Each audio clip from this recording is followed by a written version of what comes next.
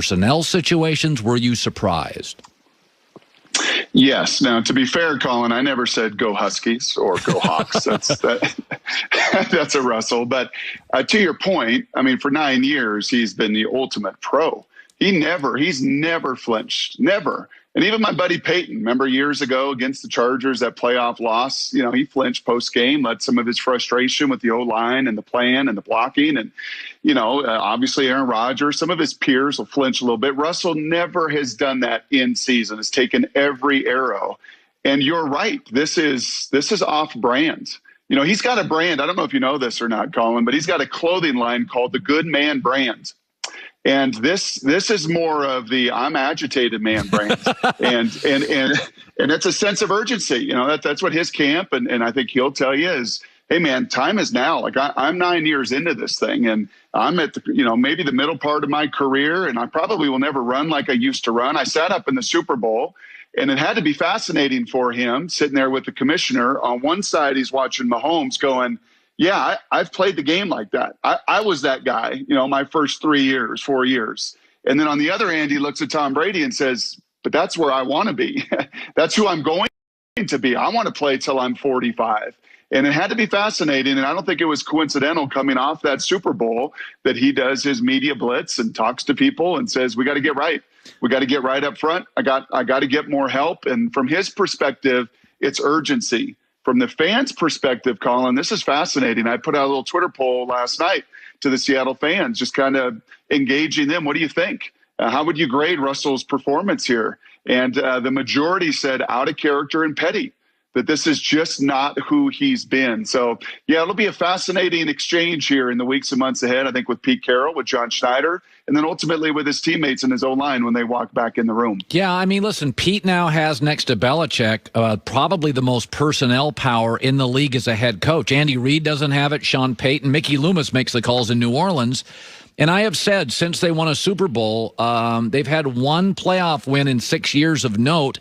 I do feel at times they're kind of making it up as they go. I think I said this yesterday. Pete Carroll is Doc Rivers. He's likable. He's got a presence. He's got a title. We're reluctant to push back, but I do feel Pete is a little quirky, has a little too much current power, and I do feel he gets a little bit of a pass in the Northwest. Do you? Yeah, I heard your comments earlier this week, Colin, and I thought a lot of those were pretty fair. And one of them that was really astute, and obviously you're pretty connected with some people there as well, was the influence that Paul Allen had. I think many times people looked at Paul Allen and said, billionaire, enigmatic, eccentric, not really involved. And that couldn't have been further from the truth. John Schneider had to write a report after every game detailing every single play. What happened on that play, coaching, personnel, that's the GM, John Schneider. And he gave that report to Paul Allen. Paul Allen brought consultants in, that weren't brought in by Pete Carroll, consultants in to just kind of, hey, let's have some checks and balances. Let's ask some questions. An inquisitive, curious guy, Paul Allen, a tremendous force there for many, many years. And I think his horsepower, his curiosity, his brain power, and you alluded to that it's no longer there. And that's not a slight on Jody Allen, his sister, who's taken over. By all accounts, people there think the world of her, and she's done a fine job. But Paul was different. Paul was curious. Paul was really involved. And I think that's a fair question. Who is challenging Pete? Pete loves to compete, right? Wrote a book about it. Win forever, compete every day. Who's competing with Pete? Who's pushing Pete?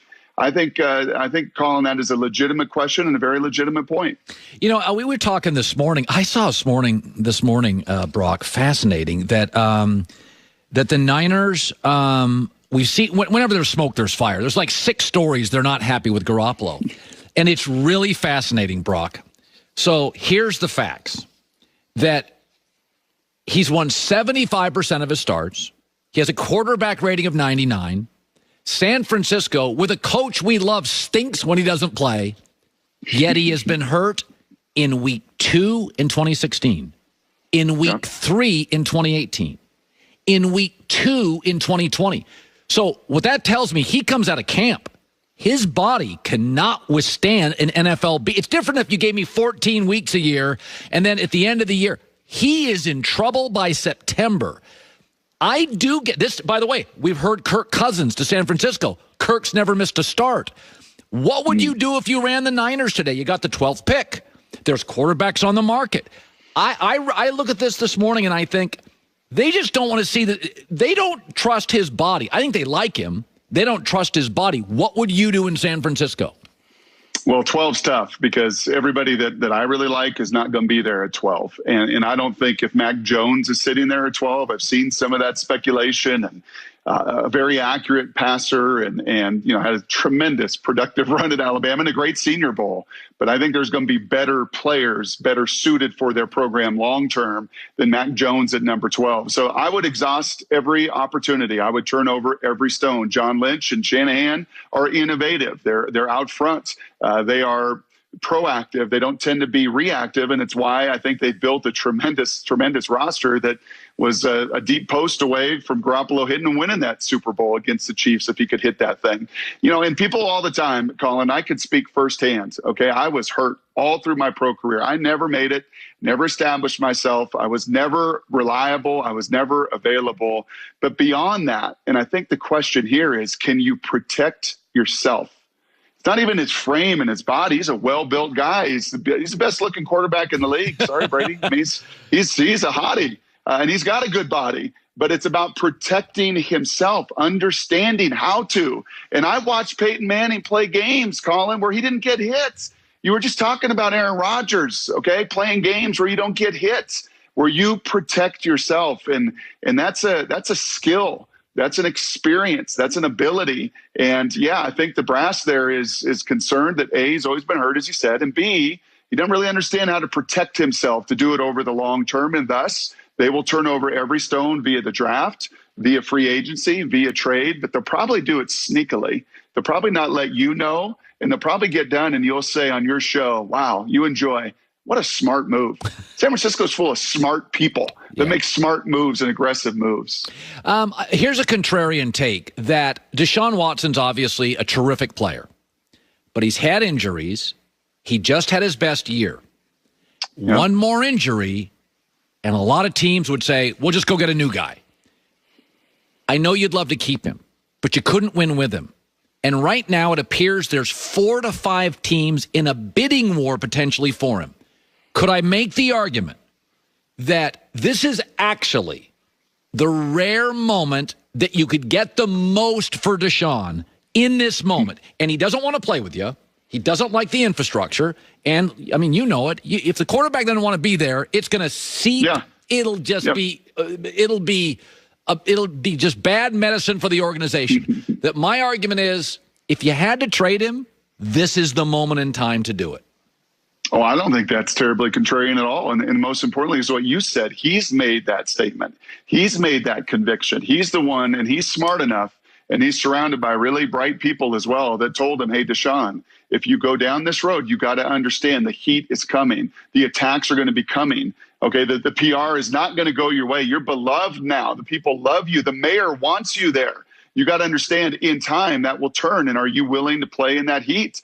And his definitive answer has been, yes, I am. So I don't think it's terribly contrarian, everything you just laid out. That if indeed, and by the way, you talk to people in Houston, it's not just trading Deshaun. How else can we free up some space? You're going to take Deshaun and this bad contract. You're going to take Deshaun and, give us some more freedom and capital through picks and some cap flexibility over the long term. So most importantly, because he has said very clearly, I'm done. I don't want to be here. I'm done with the owner. I'm done with the team. I'm out. He has made that case. And yeah, to the rest of your points, I think they all make sense. By the way, you're working with other NFL stars currently right now, Brock Hewer joining us, to help families in need during COVID. It's called, I think it's fillthestadium.com. Tell me what that is. Well, thanks, Colin. And by the way, thanks to, to the great people who took care of you and got you back on the air, because many of us were worried about you and praying for you. So I'm so glad that you went through, a tough time and in a real scary circumstance. So I'm glad that you are back on the air. And there's a lot of folks around the world, around the globe, and especially the third world, Colin, that are hurting really badly through this pandemic, not just in America, man.